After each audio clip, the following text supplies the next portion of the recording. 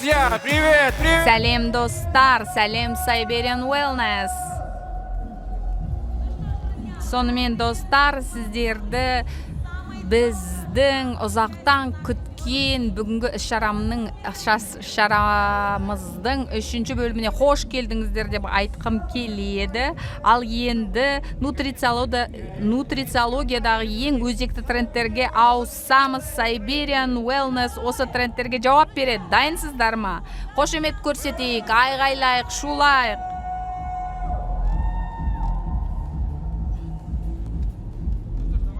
Сонымен достар, бірден осы біздің эксперт спикерлердің баяндамаларына дайын болайық. Және осы бөлімде өте маңызды біздің денсаулығымызға маңызды нәрселер туралы айттық. Физикалық белсенділік және тамақтану тақырыбына байланысты нутрицептикалық қолдау туралы тереңінен сөйлесейік.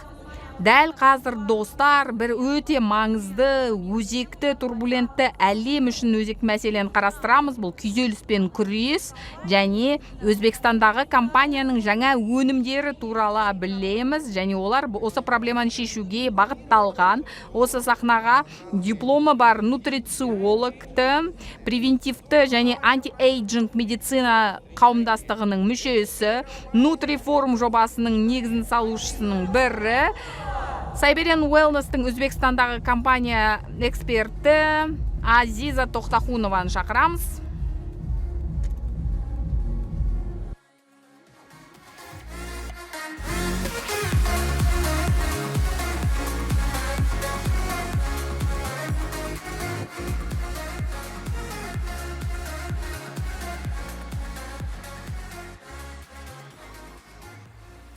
Добрый день, дорогие гости и участники конференции. Бүгін құрметті конференция қатысушылары және қонақтары, осы сахнада сөз сөйлегеніме өте қуаныштымын. Яғни өзінің денсаулығы үшін ойланатын және өзінің де айналадағылардың да денсаулығын жақсартқысы келетіндерге мен бірінші өзімді таныстырайын. Менің атым Азиза Тоқтахунова. Мен нутрициологпын, анти-эйджинг және превентивті медицина қауымдастығының мүшесімін және Өзбекстандағы Siberian Wellness компаниясының маманымын. Будучи практикующим нутрициологом и работая... Яғни бұл жерде адамдармен жұмыс істеген кезде бүгінгі күні тамақтану дисбалансымен бірге күйзеліс үлкен әсер етеді және кей кезде ол бірінші орында. Немного другая презентация, ну ладно. Басқа презентация жарайды, ештеңе етпейді. Сонымен күйзеліс. Біз дәл осы күйзеліс туралы айтамыз. По сути, дело не в самом... Шынына келгенде мәселе күйзелісте емес, оның табиғаты мен және сол күйзеліске біздің реакциямызда. Күйзеліс бізге қажет. Яғни бейімделу механизмі ретінде күйзеліс бізге қажет. Біздің эволюциялық прогрессіміз үшін. Қазіргі кезде стресс деген бар, физиологиялық жақсы стресс. Ол бізді дамытады және алға қарай ілгерілетеді. Және сонымен қатар негативті стресс бар, яғни дистресс. Және дәл осы дистресс біздің ағзамызға кері әсерін тигізеді. Біздің эволюциялық механизміміз соқта қаштың орнына отыр да шыда деген механизммен алмасты. Яғни көп нәрсеге көңіл толмайтын заманауи адам ешқандай әрекет етпей отыра береді. Және үнемі кортизолда, үнемі күйзелісте. Сонымен, во-первых, кортизол, да, это основной гормон стресса. Күйзеліс не істейді? Кортизол бұл күйзелістің негізгі гормоны, шынына келгенде. А во-вторых, осы бауырдағы гликогенді жасалуына кері әсер етеді және глюкозаны АТФ жасауға, яғни энергия жасауға кедергі жасайды. Және утилизацияланбаған глюкоза екі жолдың бірінде таңдаған жоқ. Ол не істейді? Біріншіден ол инсулиннің өсуіне әсер етеді және триглицеридтерге айналады. Триглицерид дегеніміз не? Ол май.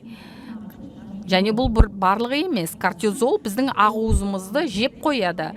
Күйзеліс кезінде адам 20%-ға ақуызды көбірек бұзады.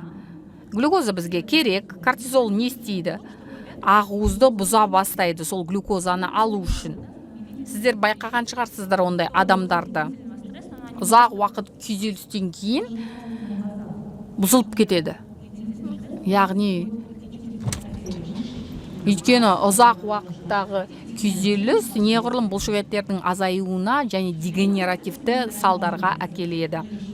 Біз одан ешқайда қаша алмаймыз, тек қана қолдау көрсете аламыз өзімізге. Дұрыс тамақтану, неғұрлым физикалық жаттығулар, белгілі бір күйзеліске қарсы жүктемелер және нутрицептиктермен.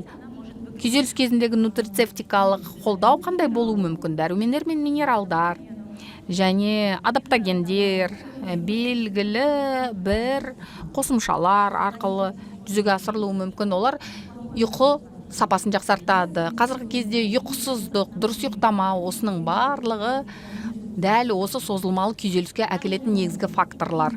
Сонымен қатар олар амин қышқылдар болуы мүмкін. Олар біздің жүйке жүйемізді баяулатады, немесе өсімдік экстрактілер.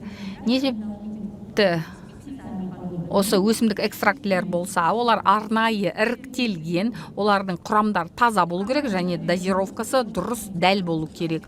Siberian Wellness компаниясында барлық топтар бойынша осы өнімдерді таба аласыздар. Siberian Wellness компаниясы өзінің көп компонентті формулаларымен танымал. Және сонымен қатар бұл жерде монотақырыптық өнімдер линейкалары бар, және оларды үйлестіріп жиынтық ретінде жеке схемалар жасап пайдалануға болады. Және бүгін мен сіздерге 3 жаңа өнімді ұсынғым келеді Өзбекстан нарқы үшін жаңа. Бірінші өнім ол пустырник және жалбыз. Сахнаға шықпас бұрын оны мен ішіп шықтым. Бұл өнімнің құрамында 4 танымал табиғи релаксант бар, және үйлесімде бұл компоненттер бірін-бірі толықтыра отырып, өте жылдам әсер береді. Қысқа уақыттың ішінде олар эмоционалдық тұрғыдан белгілі бір теңгерімге әкеледі. Сұйық формула өте ыңғайлы, өйткені ағзада ол тезірек сіңіріледі. Эмоциялық тұрғыдан сіздер теңгерімге келгеннен кейін сіздер өздеріңіздің жастықтарыңызда, денсаулықтарыңызда сақтай аласыз және өмір сапасын жақсартасыз. Келесі өнім ол өсімдік мелатонин. Бұл өнімнің артықшылығы неде? Синтетикалық мелатонин көп жағдайда біз жиі үлкен дозировкада кездестіреміз. Және онда қажет емес қоспалар да болуы мүмкін. Ал өсімдік мелатонины ол құрам жағынан таза, біріншіден, екіншіден оның кішігірім, бірақ өте жақсы жұмыс істейтін дозировкасы бар. Осы өнімнің құрамында өсімдік мелатонин құрамы 1 миллиграмм және бонус ретінде амин қышқылы триптофан және ол серотонинға айналады. Бұл танымал нейромедиатор және ол біздің көңіл күйімізді жақсартады. Осы өнім арқылы сіз көңіл күйіңізді жақсартасыз және ұйқы сапасын да жақсартасыз. 50 жастан асқан адамдар, ұзақ уақыт бойы жиі ұшаққа отыратындар, мелатонин ол must have, яғни міндетті түрде қажет өнім. Мелатонинді ұзақ уақыт бойы пайдалану керек. Менің айтарым, мелатонин тек қана ұйқы гормоны емес, сонымен қатар жастық гормоны. Өйткені оның шынында да жақсы anti-aging эффектісі бар. Қыздар біледі, сыртқы күтімнен басқа біз жастығымызды ішімізден де сақтауға тырысуымыз керек. Және өзгеріп кетіпті.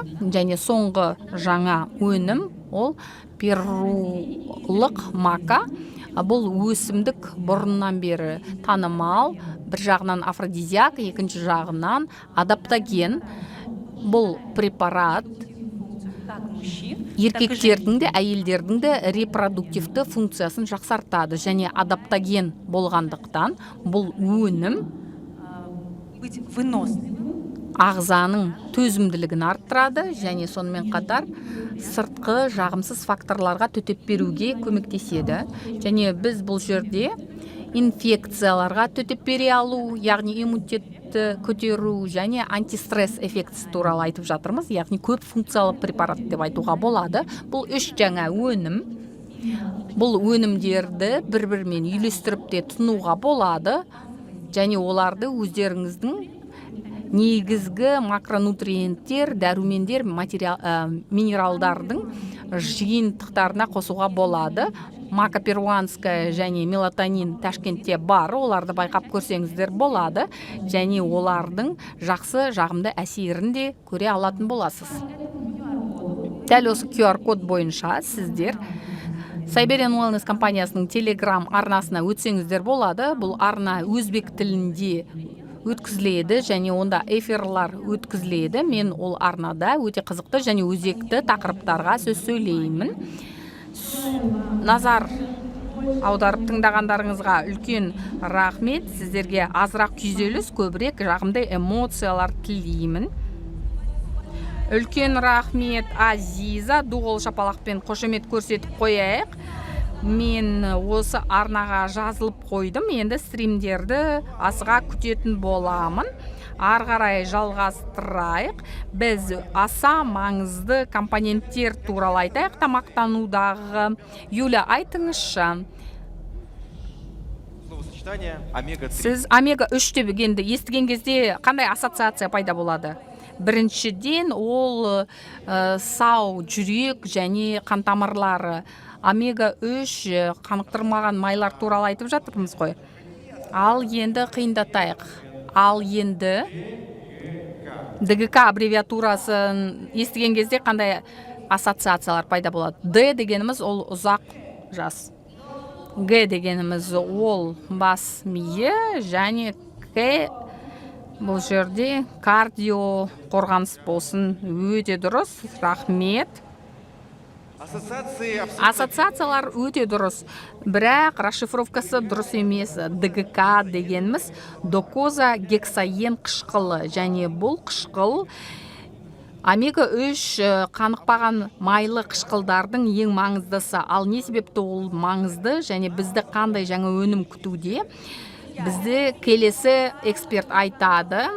Өзбекстандағы Siberian Wellness YouTube арнасының спикері, TikTok блогер, аудиториясы 55 мың жазылушы. Оның контентімен біздің компаниямыздың өнімдері бойынша бүкіл Өзбекстан серіктестер қолданылады. Бизнес профи, Siberian Wellness, Дурдона Уманова.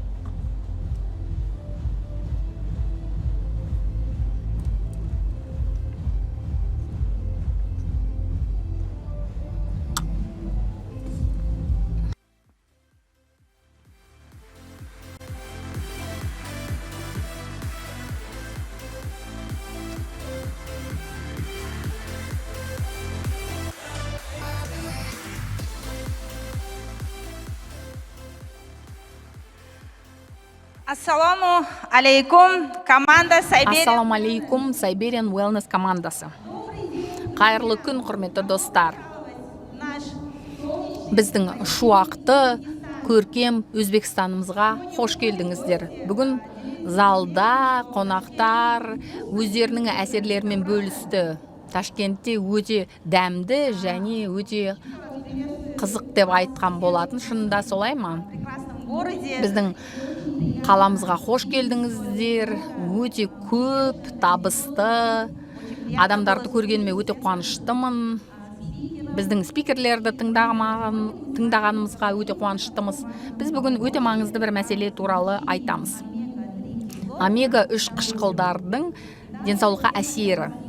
Әрине бұл тақырып сіздер үшін жаңа емес, бірақ менің ойымша бұл үнемі маңызды тақырып және қажетті тақырып.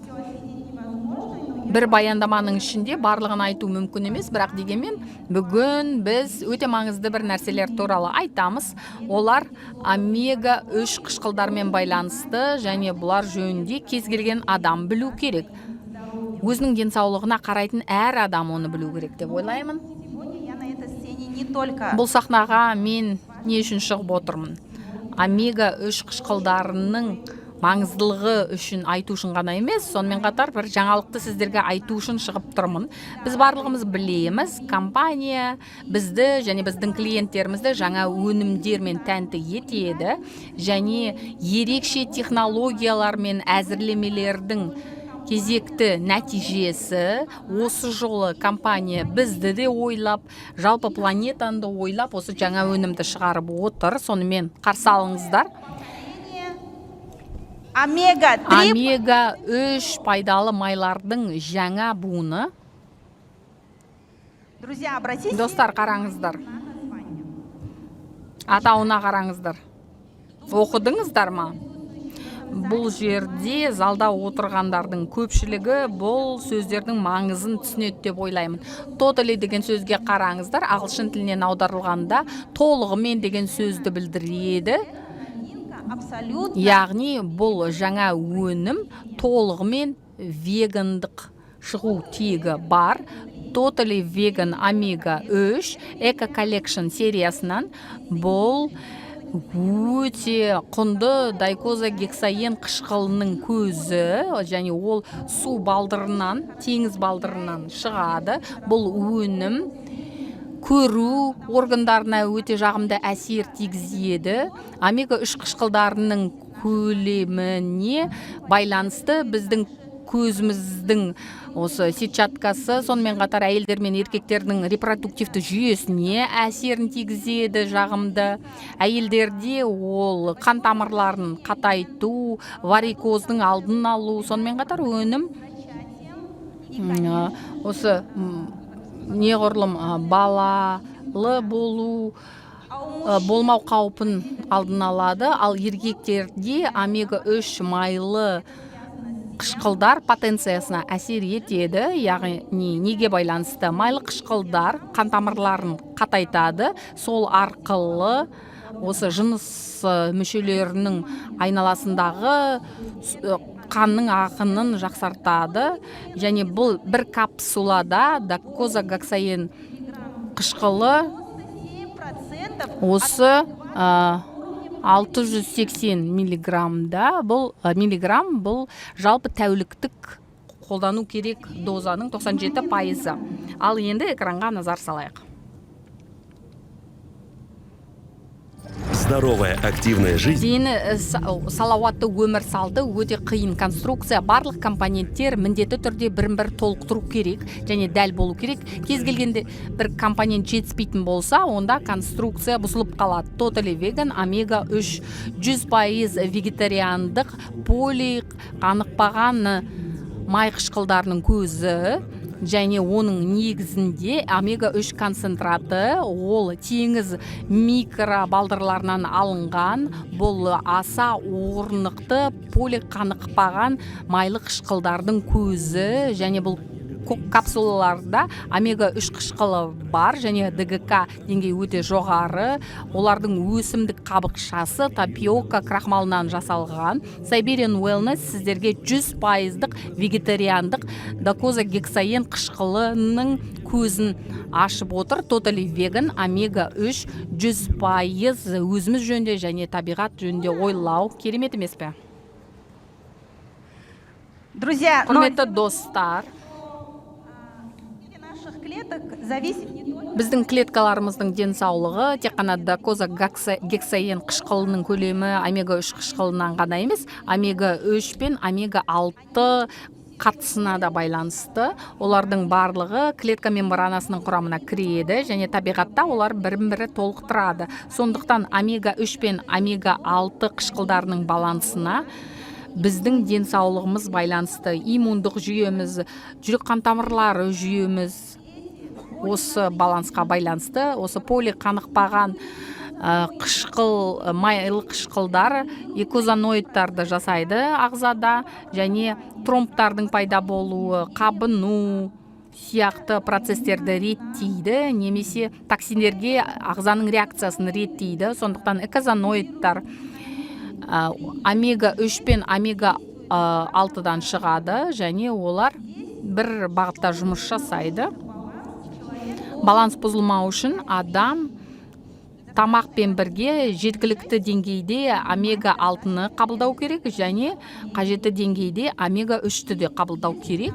Және осы балансты бұзатын болсақ, біздің организмімізде мынадай құбылыстар жиі болып кетеді. Яғни қанның юуының көбеюі, яғни қан тамырларының әлсізденуі, аллергиялық реакциялардың көбеюі. Омега 3 қышқылдары бір сөзбен аталса да, химиялық құрылымы жағынан олар әртүрлі және олардың айырмашылықтары бар. Үш негізгі топ бар: докозагексаен қышқылы және эйкозапентаен қышқылы.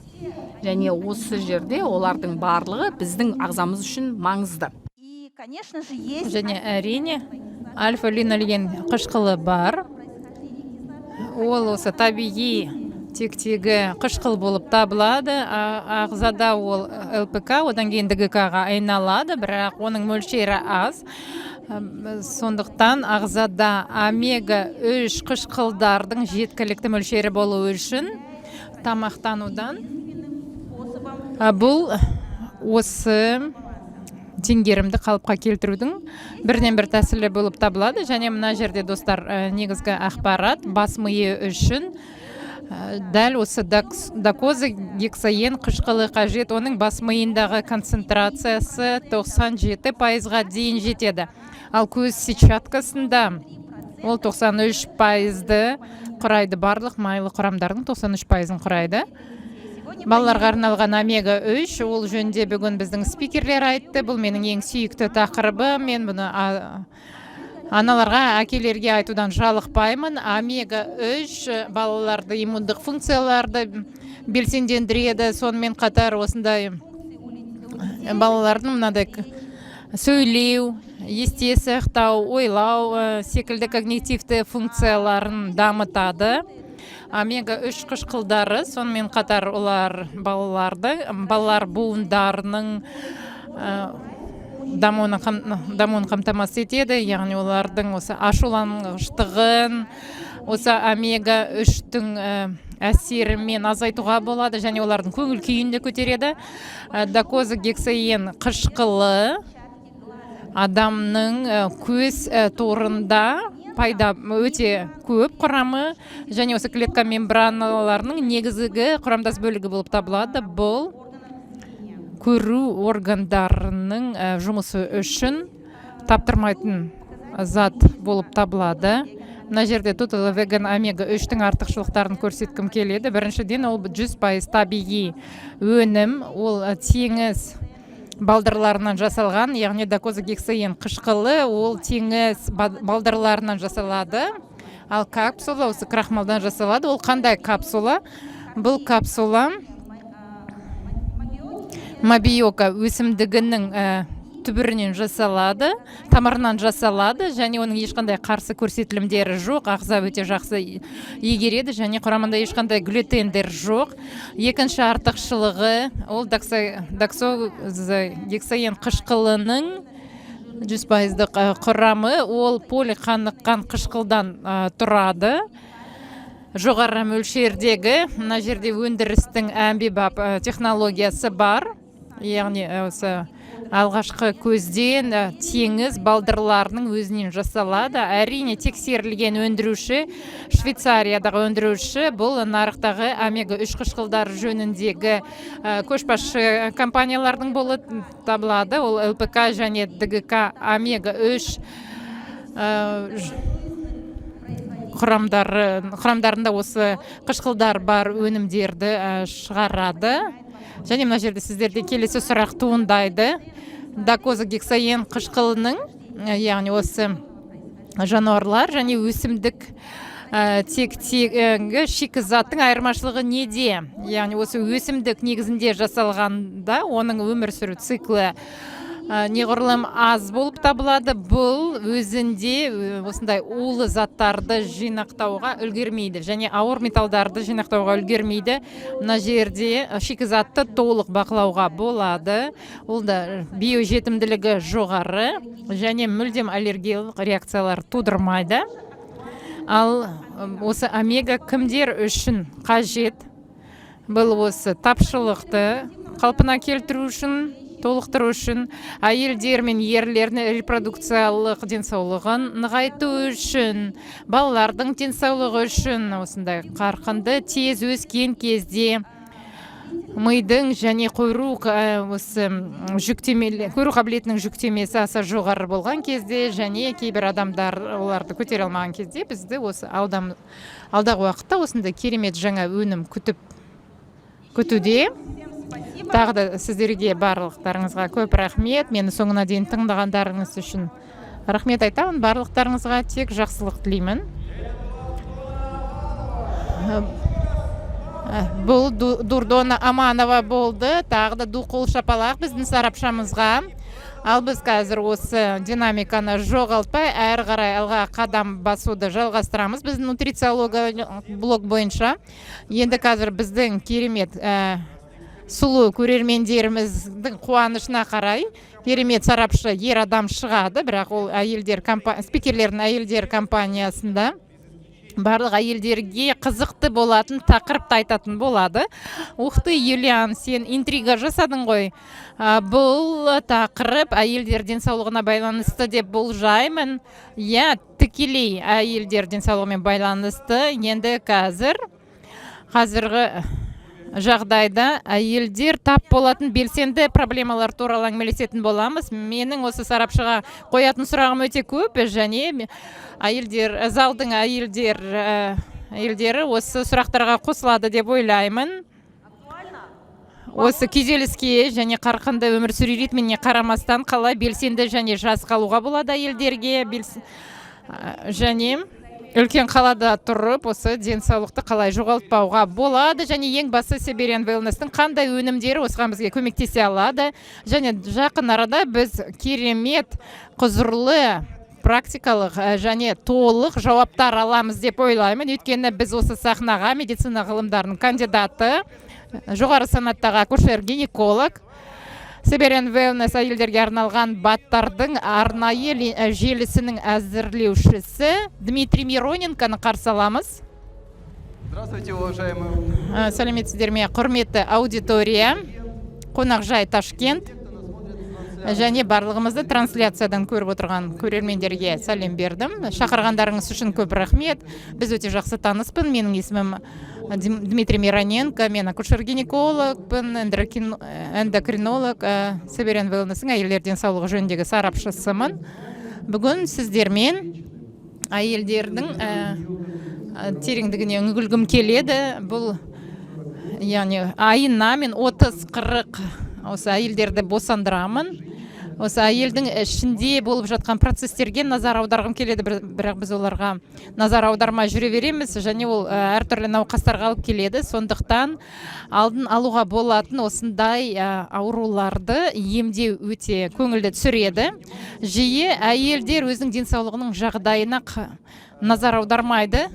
Олар сыртқы көріністеріне ғана, яғни көзге көрінетін белгілерге ғана назар аударады, ал ішкі жағында болып жатқан олар байқалмай қалады. Ал бұл ең бастысы. Әйелдер неге назар аударады? Ол ісінуге, ол жиі бетте пайда болатын терінің құрғақтылығына, бет әлпетінің артық салмаққа, әсіресе осы іш жағында болатын осы бұлшық ет тонусының жоғалуынан назар аударады. Тағы да қараймын, содан кейін осы проблеманы шешуге сосын ораламын деп ойлайды, және қайта оған оралмайды. Өйткені еш нәрсе ауырмайды ол кезде. Ал айналадағы адамдар неге назар аударады? Олар анасы, не болмаса әйелі осындай ашулы болғандығын, барлық нәрсеге алаңдайтынын, көп нәрсеге өкпелейтіндігін көреді, күші жетпейтінін, әдеттегі осындай қарапайым істерге артық салмағы пайда болғандығын көреді. Және жақындары осы жөнде айта бастайды, бірақ өзін ыңғайсыз сезінеді. Сондықтан әйелдеріміз уайымдай бастайды, кейде жылағысы да келеді. Өйткені бір нәрсе жасау керектігін түсінеді. Ал ішкі жақта не болып жатады? Ішкі жақта болып жатқан процестер, олар жақын арада белгілі бір ауру пайда болатындығының белгілері болып табылады. Және мен сіздерге осы процесстің жиі кездесетін сценарийлерін көрсетемін. Инсулинге резистенттілік пайда болады, яғни заттар алмасуы бұзылады. Және осы күйзеліске төзімділікке байланысты және қабынуға қарсы тұра алатын осы қасиеттері азая тұрады. Бұл гипотиреоз түрінде пайда болады. Осы ас қорыту жолының проблемалары пайда болады. Тромбоздар қауіптері туындайды, атеросклероз күшейеді. Әртүрлі дәрумендер мен микроэлементтердің тапшылығы пайда болады. Егер біз осы әйелдердің тереңіне ішкі жағына үңілетін болсақ, біздің аналарымыз, әйелдеріміз және өз отбасына және балаларына барлық күшін берген адамдарымыз, олар зардап шегетіндігін көреміз, және олар үнемі гинекологтардың пациенттеріне айналады, және осындай тұйық, осындай шеңбер пайда болады. Ағзаның ішінде осындай ішкі дисбаланс, сеңгерімсіздік сезімі пайда болады. Бұл ішкі қан құйылуына алып келеді, яғни осындай эндометрий полиптер пайда болады, гиперплазия пайда болады эндометрияда, жатырдың миомасы өсе бастайды. Менопауза ауыр өте бастайды, және осындай пациенттер кейбір пациенттерге оны ағзаны алып тастау ұсынылады, ал кейбір пациенттер негізсіз гормоналды терапияға көшеді. Және сіздер не істеу керек екендігін не істеу керек деп айтасыздар.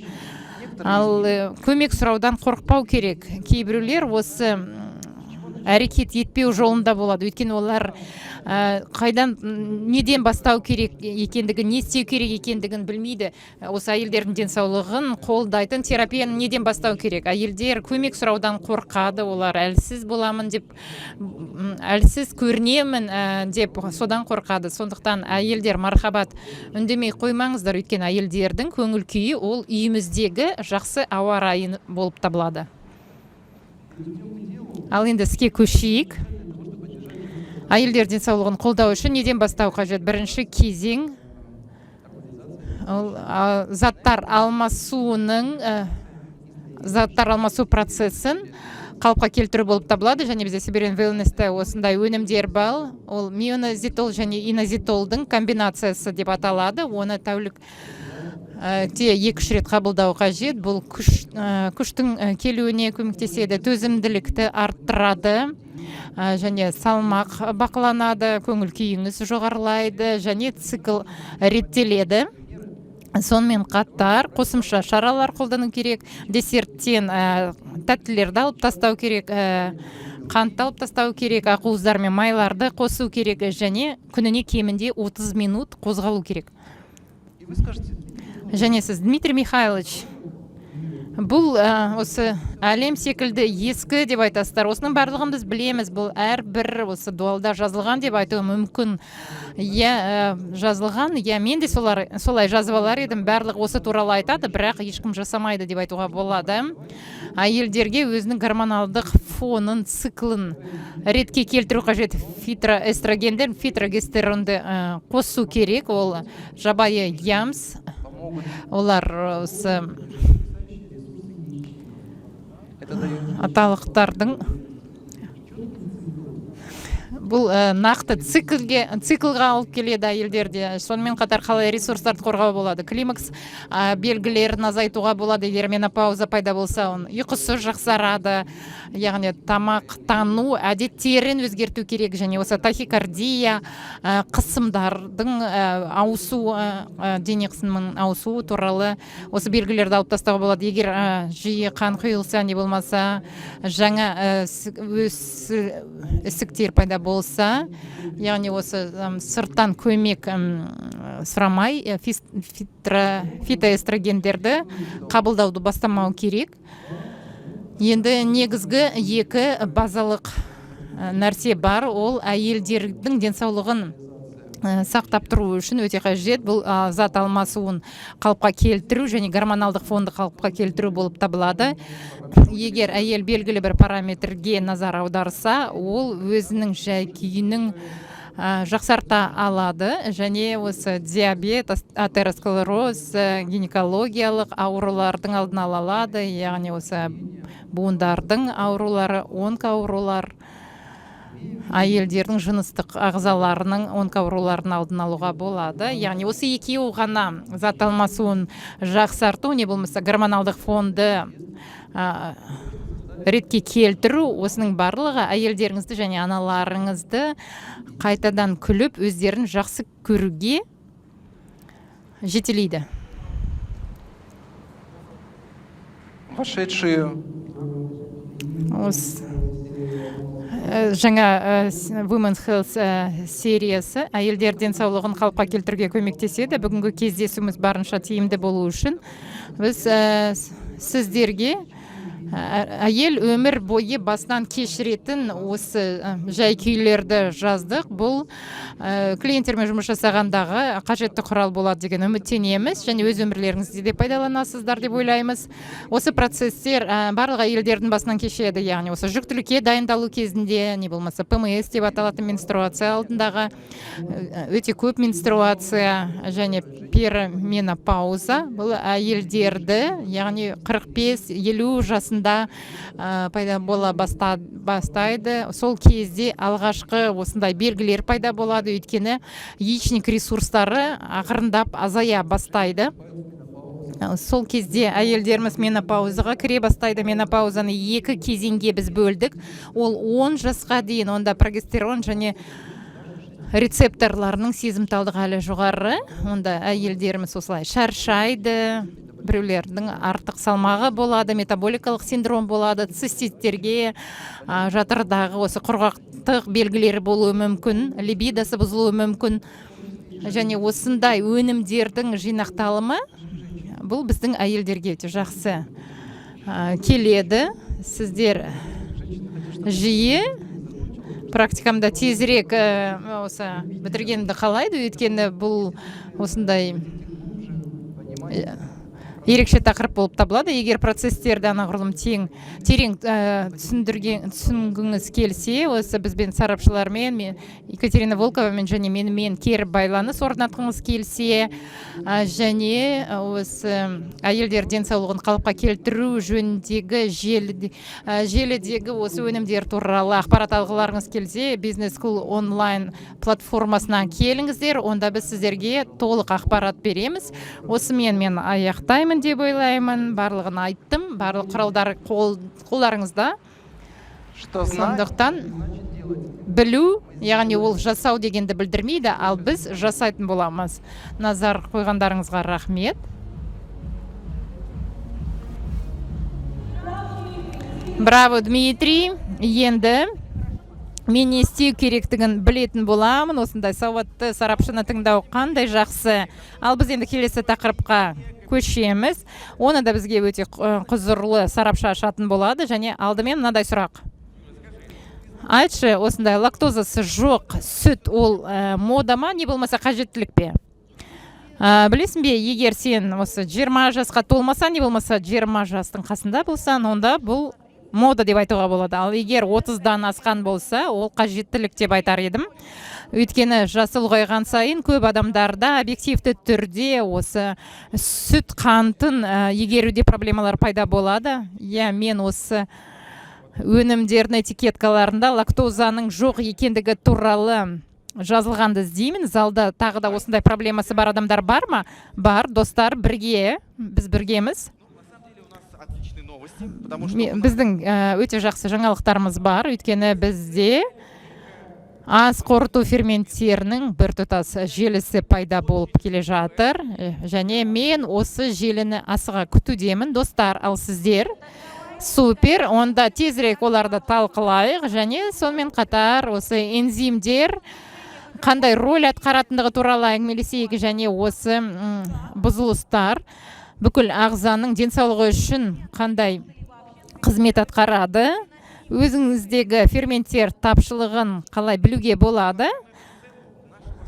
Және біз осы сахнаға келесі сарапшыны шақырамыз. Превентивті медицина дәрігері, диетолог, нутрициолог, Ресей және Европа терапевтері қауымдастығының мүшесі, анемия, дәрумендер және холестерин жөніндегі онлайн мектептердің авторы, интегративті нутрициология халықаралық институтының оқытушысы Елена Барсукованы қарсы алыңыздар.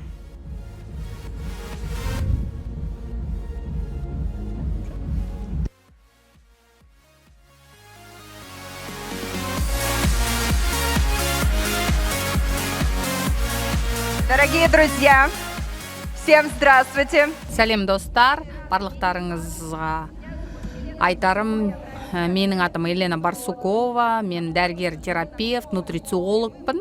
Тікелей эфирлер арқылы Пробат атты телеграм арнада кездескен шығармыз.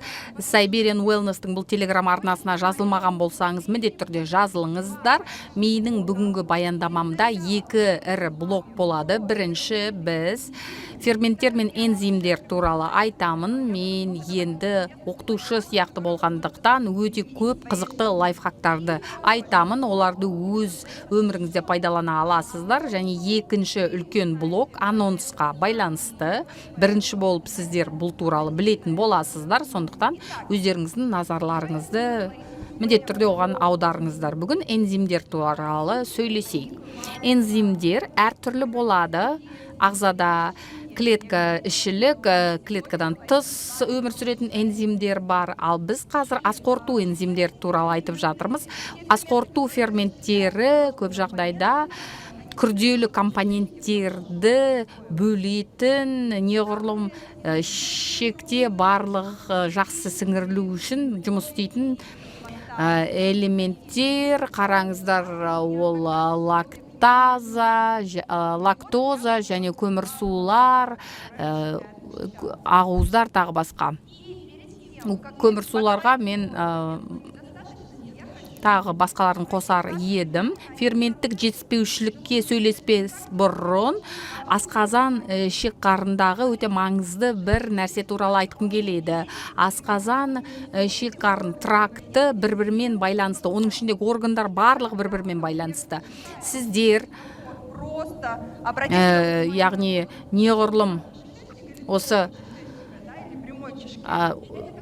неғұрлымды тік ішекті бөлек емдейім деп шешсеңіз, немесе тоқ ішекті, аш ішекті бөлек емдейім деп шеше алмайсыз. Өйткені бөлек оларды шешу мүмкін емес. Асқорту процесі ауыз қуысынан басталады. Яғни, егер сіз аузыңызға мысалы бір жапырақ нан салып, оны ұзақ уақыт жесеңіз, ол бір тәтті дәм шыға бастайды. Соңында бұл бірінші фермент. Асқазан содан кейін ол тұз қышқылын шығарады, және ол ақуызды бөліп шығарады. Ол бұзыла бастайды. Содан кейін пепсин ферменті жұмыс істей бастайды, және ол ақуызды амин қышқылдарына бөледі. Дәл осы жоғарғы кезеңде бір олқылық болса, бірден ақуыздың сіңірілуі бұзылады, яғни өттің бөлінуі бұзылады, және осы асқазан бездері де бұзыла бастайды. Яғни асқазанда қышқылдық деңгейі төмен болса, онда осы өттің бөлінуіне байланысты бір дәрі-дәрмекті ішу пайдасыз болады. Яғни барлық бөлімдер басынан төменге дейін, жоғарыдан төменге дейін қарастырылу керек. Ферменттік жетіспеушіліктің көзі неде? Бұл өте жиі кездесетін проблема. Бұл синтездің азаюы, неғұрлым жас ұлғайғанға байланысты, неғұрлым жасың ұлғайған сайын ферменттер азырақ синтезделеді. Мен асқазанға үнемі оралатын боламын. Асқазан аурулары, қабыну пайда болған кезде сіздер Helicobacter pylori бактериясы туралы естіген шығарсыздар. Қабыну кезінде клеткалар атрофиясы пайда болады. Ол не деген сөз? Яғни клеткалар тұз қышқылын шығаруды қояды, және проблемалар пайда болады. Яғни осы бездің өзінің проблемасы, дәрумендердің жетіспеуі, токсиндердің әсер ету, және шамадан артық тамақтану, яғни қажеттен артық жейтін болсаңыздар, неғұрлым осылардың барлығын сіңіре алмай, қорыта алмай қалады. Яғни қандай симптомдар бар? Метеоризм, жүректің айнуы, спазмдар, іштің ауруы, іштің ісіп кету, яғни сіздер таңертең тұрып, яғни осы жақсылап жуынып, яғни салмағыңыз аз сияқты таразыға өлшенсеңіз, ал кешке таман кәдімгі ісініп кетесіз. Яғни бұл грибоктардың өсуінің белгісі, яғни бұның барлығы ферментативті жетіспеушіліктің көрсеткіштері, немесе басқа да аурулардың бірлесе отырған көрсеткіші, және тағы да бір симптом ол стереотария, яғни осы нәжісте сұйықтықтың болуы. Өздеріңіздің отбасыларыңыздағы адамдарда осындай мәселелер болса, оның өттің бөліну мәселесін қарастыру керек. Ферменттер қашан керек бізге? Егер сіз көбірек тамақ жеп қоятыныңызды білсеңіздер, мысалы жаңа жыл немесе шашлык жеуге баратын болсаңыздар, алдын ала, яғни асқазанның немесе басқа сол асқазан безінің аурулары, немесе сол кейбір элементтердің төзбеушілігі. Асқазанның төмен қышқылдығын қарастырайық. Мына симптомдарға қараңыздаршы. Мен дәрігер ретінде мыналарға көбірек көңіл бөлгім келеді. Яғни бұл жерде мен Когда вы покормили хорошо своего мужа, и он счастлив. кекіру, яғни бұл қатты тойып алған кездегі кекіру туралы айтып жатқан жоқпын. Бір иісі, дәмі жаман кекіру. Көп уақытта ауыздан нашар иіс шығады, және кекірген кезде бір ауыздан нашар дәм пайда болады. Тағы да бір симптом, оны дұрыс қабылдамайды көп жағдайда. Бұл жерде егер изжога болатын болса, қышқылдық жоғары деп ойлайды кісілер, ал көп жағдайда асқазан қышқылдығы өте төмен болуы мүмкін. Сондықтан бұған көңіл бөліңіздер, бұл симптом өте маңызды. Және асқазанда белгілі бір ауырлық пайда болады. Жақсы стейк жеп алғаннан кейін ап-ауыр болып тұрса, сізде осы асқазан қышқылдығы төмен дегенді білдіреді. Мен анемия және темірдің жетіспеушілігімен айналысатын маман ретінде бұл өте маңызды. Санасыз түрде біздің науқастар, менің науқастарым бұндай өнімдерден мысалы бас тарта бастайды, және тамақпен бірге темір аз келеді оларға. Ондай жай-күйлермен қалай жұмыс істеуге болады? Бізде өте керемет кешен бар, ол бетаиннен тұрады. Бетаин қышқылдықты жоғарылатады. Яғни ақуыздар ісінеді, денатурация болады, содан кейін протеаза қосылады. Ол ақуызды амин қышқылдарына бөледі. Яғни осы қорытылуы, ақуыздың қорытылу процесі басталып кетеді. Мен алдында айттым ғой, жоғары қышқылдылық асқазанда неғұрлым осы өттің жұмыс істеуіне жақсы әсер етеді, және бұл жерде сары горячавка қосылады, және ол өттің бөлінуіне жақсы әсер етеді. Яғни ол неғұрлым осы асқазан безінің дұрыс жұмыс істеуіне әсер етеді. Осы кешеннің жасалуына себепші болғандарға үлкен рахмет. Көп жағдайда практикада сіздерге де бұндай ферменттер қажет, олар кешенді түрде жан-жақты жұмыс істеу керек, тек қана осы асқазанның қышқылдығын жоғарылату үшін емес. Яғни осындай өсімдік ферменттерінің кешені пайда болған кезде міндет түрде бұл кешенді өздеріңізге алыңыздар. Өйткені ол бірнеше бағытта жұмыс істейді. Ақуыздар, майлар, көмірсу және лактоза барлығы бұл жерде жұмыс істейді. Мына өте қызықты әріптерді қараңыздар, цифрлар және әріптер. Бұл нені білдіреді? Клиенттер сұраған кезде сасып қалмаңыздар. Бұл осы ферменттердің белсенділігінің өлшем бірліктері. Әр ферменттің өзіндік бірліктері бар. Қаншалықты бұл белсенді екенін көрсетеді. Және біздің ферменттерге арналған шикізатты өндіруші неміс компаниясы Штерн Энзим өте керемет, және оны мақтан тұтуға болады. Олар өз сапасына жауап береді. Үлкен рахмет. Және әрине осы өсімдік ферменттерінің кешенінің спектрі өте кең, яғни ол ішек қарын микрофлорасын жақсартады, гриб боктар көбейіп кеткен кезде, осы шырыштық қабаттар қабынып кеткен кезде өте көп функциясы бар, міндетті түрде сіздерге қажет болады. Және лактозаға төзбеуге келейік, жүргізушілер содан бастады ғой. Мен дәрігер ретінде және нутрициолог ретінде мынаны айтқым келеді. Егер сізде осы лактозаға төзбеушілік анықталған болса, симптомдардың алдын алу үшін лактозаны мүлдем тамақтан алып тастау керек. Бірақ мен жақсы түсінемін. Лактозаға төзбеу генетикалық болуы мүмкін. Генетикалық, бірақ оның эффектісі бірден көрінбеуі мүмкін. Яғни жас кезінде, бала кезінде сүтті жақсы ішіп жүріп, содан кейін есейген кезде, жасың ұлғайған кезде лактозаны қабылдай алмай қалуы мүмкін. Яғни бұл жерде сүт өнімдерін шектеу кейбір кезде қиын болады, үйреніп қалғаннан кейін. Сондықтан ситуативті қабылдау үшін осы ферменттер аптечкаларыңызда болсын.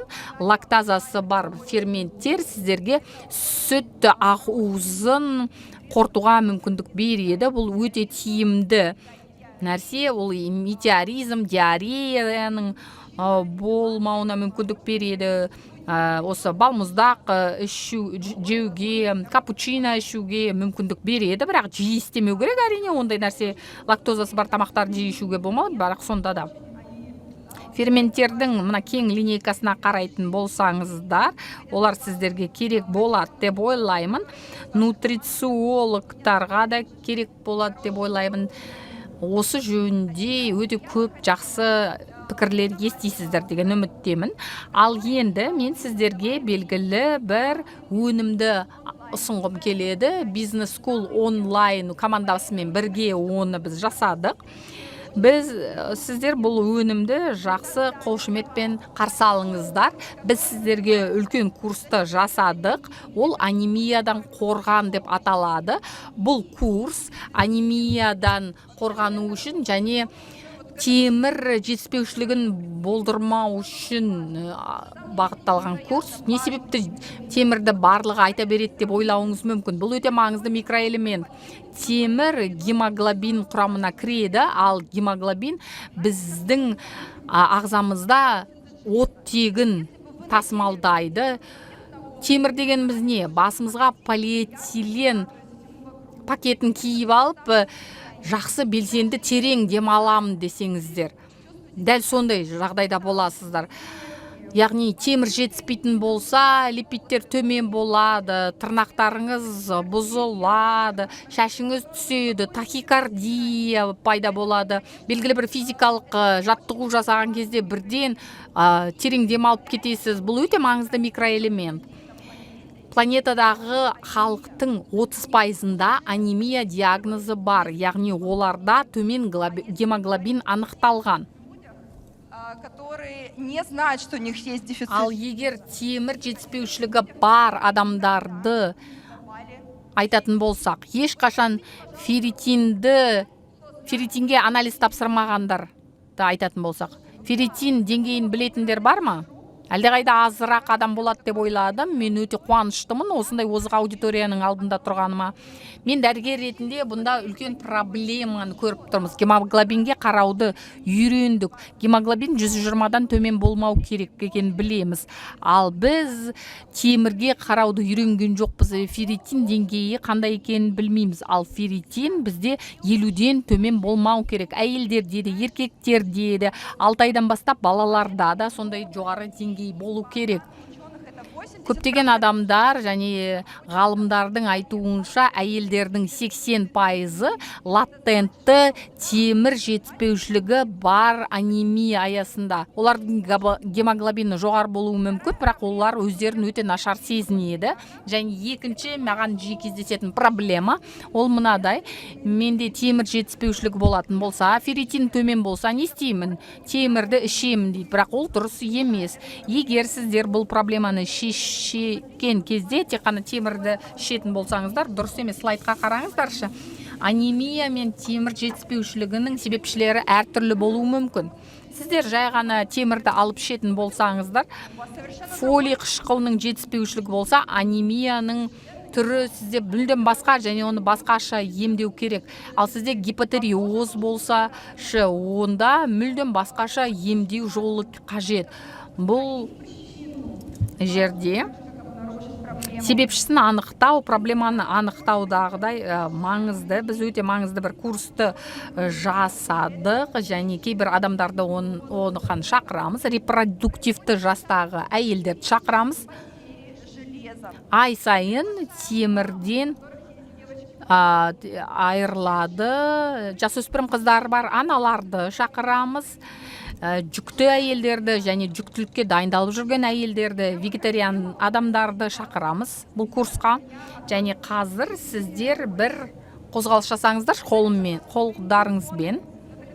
Телефондарыңызды алып, мына слайдты фотоға түсіріп алыңыздар. Бұл бірінші фото, екінші фотоны QR кодты фотоға түсіріп алыңыздар, және екі чатқа жіберіңіздер. Өздеріңіздің клиенттік чатқа және бизнес серіктестермен чатқа жіберіңіздер. Бұл курсты өте керемет жасадық. Ол шынында да өте керемет жасалған, онда өте көп өнімдер қосылған. Біз анемия диагностикасын қана емес, сол анемияның пайда болуына, темірдің жетіспеушілігіне пайда болуына әсер ететін себепшілерді қарастырамыз. Және өте көп модульдардың ішінде мен осы анемияға әкелген себепшілерді олармен жұмыс істеуге көмектесем. Біз жай ғана клиенттермен темірді тұтынбаймыз. Біз олардың проблемаларын шешіп, олар болашақта бұл проблемаға тап болмайтындай етеміз. Мен әйелдер үшін өте көп ойланамын, неғұрлым әйелдердің басшы болғанын қалаймын, неғұрлым өздерінің мақсаттарына жеткенін қалаймын. Анемиясы жоқ әйел көп нәрсеге қол жеткізе алады. Өзі отбасы үшін ғана емес, бүкіл әлемді де өзгерте алады, жаңа жобалар жасалады, өте көп ақша табалады. Және менің білуімше, анемиясы жоқ әйел өте керемет әйел, өте сұлу әйел. Сіздердің клиенттеріңізді, сіздердің серіктестеріңізді бұл курста көремін деген үміттемін. Дуол шапалақпен шығарып салайық. Елена Барсукова. Мен анемия бойынша курсты өзіме жазып алдым, міндетті түрде қатысамын. Ал енді біздің бүгінгі wellness конференциясының негізгі тақырыбына келеміз. Бүгін біз ағзаның қартаюының алдын алу және оны сауықтыру ұстанымдарын өте көп талқыладық. Біз әртүрлі денсаулыққа қолдау көрсету аспектілерін қарастырдық, және соңында бізде бір сала қалды, және ол бірден көзге көрінбейтін шығар. Бірақ егер ол бұзылған болса, оны сіздер көресіздер. Біз микробиом туралы айтып жатырмыз. Микробиом дегеніміз не? Және ағзадағы бүкіл процестерге ол қалай әсер етеді? Пайдалы бактериялардың әртүрлі штамдары қалай жұмыс істейді, және пробиотиктар арқылы әйелдер микрофлорасына әсер етуге бола ма? Және микробиологияда қандай инновациялық әзірлемелер денсаулық сақтаудың жаңа деңгейін ашады? Дәл осы туралы дәл қазір біздің жұлдызды сарапшымыз айтады. Біз оны асыға күттік. Биологиялық ғылымдарының кандидаты, микробиолог, доцент, Сколково лекторы, МГУ, МФТИ, НГУ, ИТМО, Рокфеллер институты, Кембридж университеті және басқалардың лекторы. Дуал шапалақпен қарсы алыңыздар, Дмитрий Алексеев.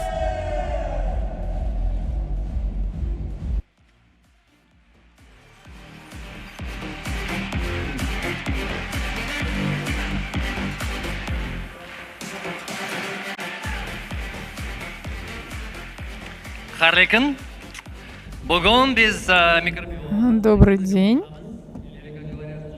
Сегодня мы будем говорить про микробиомы, или как у нас говорят в Ташкенте. Сіздер шаршадыңыздар ма? Шын айтыңыздаршы, біреулерге жоқ деп жатыр. Кім шаршады? 1,5 сағат қана лекция болады, содан кейін сіздерді босататын боламыз. Ал қазір осы құпиялар туралы сөйлесетін боламыз. Сиберен Wellness аудиториясымен кездескен кезде біздің танысқан кезімізді еске түсіруге болады. Осы Санкт-Петербургте болған қыркүйектегі кездесуімізде үлкен шарада естеріңізде не сақталып қалды?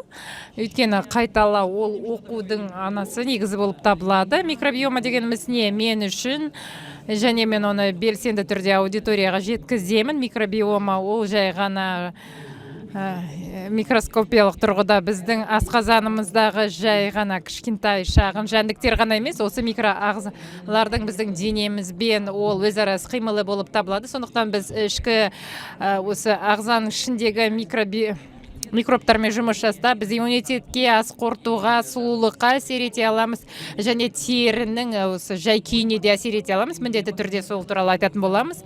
Менің тәсілім не болмаса сіздердің есте сақтап қалса екен деймін. Өйткені микробиом ол сондай қабатты пирог, қатпарлы осындай пирог болып табылады біздің асқазанымызда, және біз белгілі бір кешенді тәсілді таңдаған кезде адамға көмектескіміз келгенде біз барлық қатпарлармен бір уақытта жұмыс жасауымыз керек. Қатпарлар үнемі бір-бірімен алмасып отырады, және біздің тамақтану міндетіміз ол микробтарды қоректендіру. Ол осы біздің асқазандағы эпителийді қоректендіреді, ал асқазан эпителийдің астында барлық біздің иммунитетіміз орналасқан. Егер біз үйренсек, жұмыс жасайтын конфигурацияны таңдасақ, өзімізге тиісінше біз барлық осы бағыттарда өзімізге пайда алатын боламыз.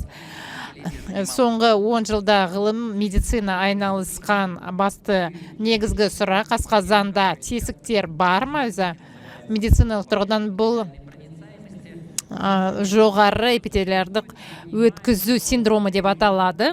Және осы өткізудің біздің осы шыршы қабатының осы өткізуі ол осы нутрициенттердің игерілуін қиындату болып табылады. Бұл процесс біз осы дәрумендермен, минералдармен байытылған тамақ үшін көп ақша төлейміз, бірақ ол біздің ағзамызбен игерілмейді, және бүгіннің өзінде созылмалы аурулардың көбінің аутоиммунды компоненті бар екендігін түсінеміз. Ол студенттік шақтан басталады. Онда біз дәмді, балғын тамақтың орнына осындай дүкендердегі оралған бір осы өнімдерге көшкен кезде пайда болады. Яғни микробиом ол детоксификацияға айналады. Яғни бұл осы токсиндер тиелген поезд секілді біздің осы тамақ, осы кесегіміз, осы бауырымыз шығаратын нәрсе болып табылады. Осылайша қоспалар арқылы біз өте жақсы көмектесе аламыз. Осы токсиндердің барлығын ағзадан шығару керек, және бұл жерде тамақтандыру кесегінің осы бауырдың өтпен бірге шығаратын нәрселерді сіңіру және шығару ағзадан. Және бұл осы қосымша куәлік ретінде, қосымша дерек ретінде онда холестерин деңгейін де азайтамыз. Өйткені шығарылған кезде өт азаяды, және осы холестерин деңгейі де азаяды. Және практикада қолданатын лайфхактардың бірі: адамның холестерин деңгейі жоғарылатылған, және жоғары деңгейі ол бауырындағы проблемаларға байланысты. Оны біз УЗИ-де көреміз. Не болмаса детоксикация жетіспейтіндігін біз білетін боламыз. Күйзеліс ол азаймайтын шығар, және барлығымызға осы оған үйрену керек болады, бейімделу керек болады. Яғни көбірек осы ақпарат легін біз қорытуымыз керек, оқиғалар, қауіптердің барлығын біз игере білуіміз керек, және мұнда да бізге микробиом көмектесе алады. Және ғылым бұл осындай ауыспалы нерв вагус арқылы жүзеге асады. Бұл парасимптоматикалық жүйені арқылы іске асады. Бұл иммундық функцияларды қалпына келтіруге көмектеседі. Біз БАДтарды арқылы, осы мінез құлқымызды өзгерту арқылы, тамақтануды, жаттығулар арқылы осы ауыспалы нервті белсендендіруді үйренсек, онда көбірек ресурс алатын боламыз өмірімізде. Және соңғы еске салғым келетіні, микробиом ол сонымен қатар вирустық аурулардан превентивті түрде қорғау болып табылады. Сіз ауырғанға дейін осы осы маусымы басталғанға дейін біз осы вирустардан қорғалу қабаттарының бірін біз жандандыра аламыз. Ол біздің микробтардан тұрады, міндетті түрде осы деректерге қайтадан оралатын боламыз. Ал енді мен естеріңізге сала кетейін, ақпанда бізде оқыту курсы өткізілді. Марафон емес пе, оның қалай аталатындығы маңызды емес. Кім болды? Біреулермен қарым-қатынаста жасадым, көріп тұрмын, рахмет. 5000 адам болды. Осы курстың мақсаты біздің микробиом туралы түсінігімізді кеңейту болып табылады, арсеналымызды кеңейту болған. Өйткені Siberian Wellness активтерінің арасында біздің осы микробиомға келетін нәрселер өте көп, қажетті нәрселер өте көп. Сондықтан біз осы активтерді пайдалануды үйреніп келе жатырмыз. Және әрине осы асқазандағы осы тесіктерге негізгі көңіл аударамыз.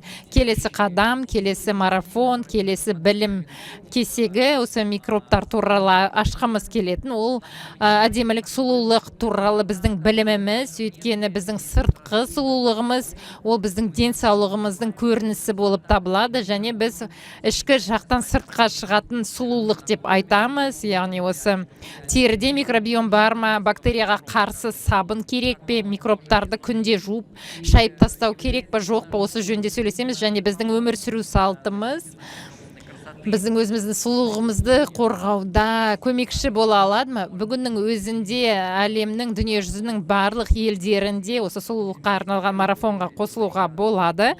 Мұнда біз ең алдымен эсперальтаның жаңа желісі туралы айтатын боламыз. Сонымен қатар оны өмір сүру салты, тамақтану салты жөніндегі ғылымға қосатын боламыз. Сондықтан қосылыңыздар, бұл біздің жаңа білім беретін өніміміз. Барлық Siberian Wellness барлық пайдаланушылары мен серіктестеріне арналған. Және әрине мына жерде ғылыми деректерден де тыс қалмаймыз. Біз барлығымыз мынаны есте сақтауымыз қажет. Әдемі сұлу тері ол асқазаннан басталатындығын есте сақтауларыңыз керек. Яғни осы тағамдық, осы талшықтарға байланысты диета өте жақсы болып табылады. Және мұнда менің келесі зерттеуім бар. Осы талшықтардың жеткілікті деңгейін тұтынған және тұтынбаған осы тышқандар, олар өзінде осындай царапиналар алған кезде осының барлығы қалай әсер ететіндігін көрсетті. Ол біздің асқазаннан осы микробтар біздің терідегі болып жатқан процестерге әсер етеді. Және бірінші күннің Ташкенттегі саммиттің бірінші күннің соңғы тақырыбы әртүрлі штамдар не үшін қажет, ол туралы кішкене сөйлесетін боламыз. Біздің уақытымыз бар. Экранға назар салайық. Во власти повседневной. Күнделікті рутинаның билігінде бетпе-бет осы зілзалаға тап болып, осындай әуесқойлыққа бой алдырып, ең ауыр күні де жеңілдікті сезін, иммунитетіңді нығайт, және әрбір сәтке қуан. Осы өмірдің дәмін татып көр. Күн сайынғы пробиотикалық кешенмен бірге Siberian Wellness-тің пробиотикалық кешені, премиалды пробиотик сериясының клиникалық тиімділігі дәлелденген және өзіне қымбатты адамдарға қамқоршылық көрсету. Siberian Wellness-тен пробиотик, онда қамқоршылық көрсету ол әдетке айналады. Және мұнда өз тарихыммен бөлісейін. Siberian Wellness компаниясымен қарым-қатынас жасау тарихы. Осыдан 1-2 жыл бұрын әріптестер мені шақырды. Осы компаниямен жұмыс жасауға шақырды. Өнімдермен жұмыс жасауға шақырды. Шынымды айтсам, мен сайтты қарап, онда ұсынылған өнімдерді қарап, мен ол өте қызықтырмады. Сіздердегі палитра және қоржыны осындай орташа болды, және әріптестер козырь қолданды. Және қазіргі кездегі осы экрандағы осы өнімдерді көрсетті. Міне біз нені дайындап жатырмыз деді. Екінші бөлікте осы туралы айтамыз. Бұл арасында да микробиома саласындағы заманауи зерттеулердегі топ болып табылады. Әртүрлі осы ғылыми дәлелдемелерді әйелдердің ғылыми осы қатпарлары туралы айтатын болсақ, пробиотиктердің 3 түрі бар, және олар әрі қарай толықтырылатын болады. Осы жинақта бұл осы ең қаймағы, француздар айтқанда делла крем, яғни осы микробиом пробиотиктер туралы ғылымнан ала алатын нәрсенің қаймағы болып табылады. Алдымен кәрі жастағы адамдарға арналған пробиотиктер туралы айтайық. Мен шынымды айтсам, осы функционалына қараған кезде мен өзім осы өнімнің нысаналы осы аудиториясы болып табыламын. Біз микробиом ол осы қорғаныс қабаты ретінде маңызды деп айттық, және ғылым жеке пробиотикалық штамдар бар екендігін көрсетеді, және олар осы респираторлық вирустық инфекциялар кезінде көмектеседі, қабынуды азайтады. Сіз осы ауырып қалсаңыз және айналадағы адамдарға, үйдегі адамдарға жұқтырғыңыз келмесе көмектеседі, және осы вирустың атакасы осы қыркүйекте ол болашақта болады деп айтқанбыз, ал бүгінде бұл біздің өніміміз екендігін түсінеміз. Оны біздің сайттан тапсырыс беруге болады. Егде жастағы, кәрі жастағы адамдарға арналған пробиотик неге кәрі жастағы адамдарға, кәрілерге арналған? Өйткені денсаулықтың жоғары деңгейін сақтау функциясы жас ұлғайған сайын барынша маңызды болып табылады. Және біз осы жиі ауырған кезде, және ковид бізге көрсетті, осы бастан кешірілген аурулар, олар біздің ағзамыздың жұмысына, жүрекке, бүйрекке, өкпеге барлығына әсер етеді. Қазір бізде осындай тағамдық қоспа бар, оның құрамында штам бар, ол кәрі адамдардың нысаналы тобында тексерілді, және осы адамдар ОРВиді өте оңай ОРВимен өте оңай ауырады, және екінші өнім ол Nutrition Comfort деп аталады. Бұл ас қорыту функциясындағы жайлылық, бізде элбифит бар, ол барынша кең қолданылу спектрмен, ал мына жерден нақты өнім, ол нақты тесттен өткізілген, және естеріңізге сала кетейін, микробиомда детоксикация шығару функциясы бар. Осы біздің өнімнің құрамындағы бар HN19 деген штам, ол сонымен қатар осы бауырды емдеу кезінде де өте жақсы жұмыс жасайды. Осы бауыр ферменттерін жақсарады, триглицеридтерді, глюкозаның деңгейін жақсартады, және бауыр фиброзына да қарсы қолданыла алады. Өйткені ол біздің бауырға және ас қорыту сапасына, детоксикация сапасына да өте жақсы жұмыс жасайды. Nutrition Comfort осы ішектегі асқазандағы тесіктермен өте жақсы жұмыс жасайды, асқазандағы проблемалармен жұмыс жасайды, және онда дәл осы формула, дәл осы мөлшерде жақсы әсер ететінін көрсетті. Және осының барлығы осы тосқауылдардың біртұтастығын қалпына келтіру арқылы жұмыс жасайтындығын көрсетті. Және бүгін біз әйелдер денсаулығы туралы өте көп айттық, және мен жүкті әйелдің күйеуі ретінде және қыз баланың әкесі ретінде әйелдер денсаулығының осы сыйын сақтап қалудың маңыздылығы туралы білемін. Және әйелдер денсаулығына арналған, әйелдер метаболизміне, гормоналдық функциясына арналған өнімдер қатарында бізде әйелдер микробиона бағдарланған тағы да бір өнім пайда болды. Бұл таң қалдыратын нәрсе. Бұл расында да болашақ штамдары, пероралды қабылданатын штамдар. Әрі қарай ол вагиналды жатырдағы микрофлораны қалпына келтіретіндігін білеміз. Яғни топикалық, яғни осы свечаларды қолданудың қажеті жоқ. Әйелдер айтады, өздері ол соншалық ыңғайсыз екендігін. Расында да әйелдердің топтарында, яғни бактериялық вагиноз, вагиниттер бар әйелдерде тексерілді, және бұл штам, яғни влагалищенің микрофлорасы қалпына келеді, әртүрлі әйелдердің ауруларының алдын алады, сонымен қатар фертильдік жүйесі жақсара түседі. Бізде әйелдер теңгерімі деген пробиотикс бар, ол фертильдікке, кандидозды емдеуге, гормоналды өзгерістерге қарсы жақсы қолданылады, және бұл қоспа осы әйелдердің нысаналы тобында тестілеуден өтті. Осының барлығы бізде жаңа 3 пробиотик пайда болды. Кім жаңа пробиотиктерді күтті, яғни оның уақыты келді деп айтар едім. 2024 жыл ол жай ғана элбифит, жалғыз элбифитпен ғана емес, сонымен қатар осы палитра арқылы біз осылай мына жерде қалай әрекет етуге мен кеңес етемін. Қазір нені түсіну және қандай нәрсеге шоғырландыру керек, пробиотиктерді қалай әдетке айналдыра аламыз. Қазір біз ең көп нені қалаймыз, біз үшін не маңызды екендігін түсініп аламыз.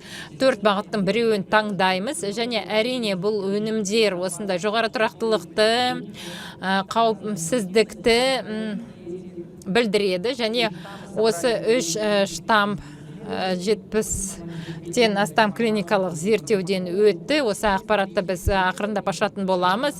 70 клиникалық зерттеу біздің 1-2 жылға арналған контентімізге жеткілікті. Біздің микроблогтарда біздің штамдарымыз кез келген басқа штамдарға қарағанда қаншалықты жақсы екендігін айтуға, ал осы кеңестен кейінгі, кеңестік одақтан кейінгі аумақтағы ең үздік өнімдердің бірі деп айтар едім. Сөзімді аяқтаймын. Білесіздер ме қандай сөздермен аяқтаймын? Микробиомаға қолдау көрсету, қамқоршылық көрсету жаңа әдетке айналса екен деймін. Арасында да барлығымыз өзіміз байқамай 21 ғасырға емес, 21 ғасырдың 3-ші декадасына біз ауысып кетті. Көп нәрсені басқаша жасауды үйрендік. Бізде ұялы телефондар, керемет гаджеттер, тамаша саяхаттар бар. Және қазір аса маңызды уақыт пайда болып келе жатыр. Өзімізге қамқоршылық көрсетудің, бір-бірімізге, ата-аналарымызға, балаларымызға, серіктестерімге қамқоршылық жасаудың жаңа дәуірі пайда болды. Сондықтан мен Siberian Wellness компаниясына алғысым шексіз. Оның арқасында бізде заманауи ғылыми дәлелденген және жоғары технологиялық тәсілдер пайда болып жатыр. Бір-бірімізге қамқоршылық көрсету және ішіміздегі көптеген микробтарға қамқоршылық көрсету үшін. Рахмет, бұл Дмитрий Алексеев болды. Достар, біздің сарапшымызды шығарып салайық. Ең істік ду қол шапалақпен шығарып салайық.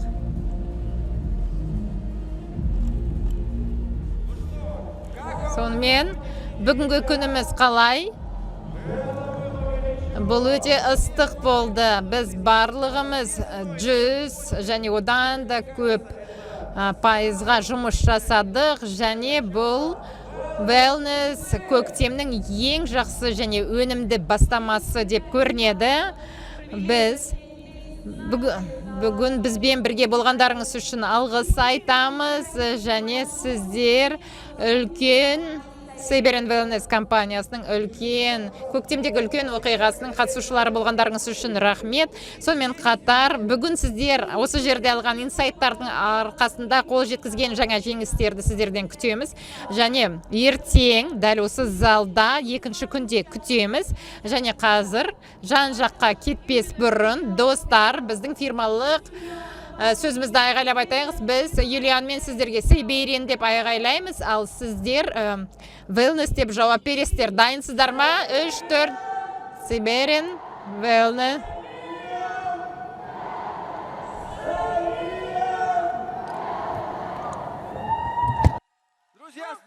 Достар, бізбен бірге болғандарыңыз үшін рахмет. Ертең кездескенше.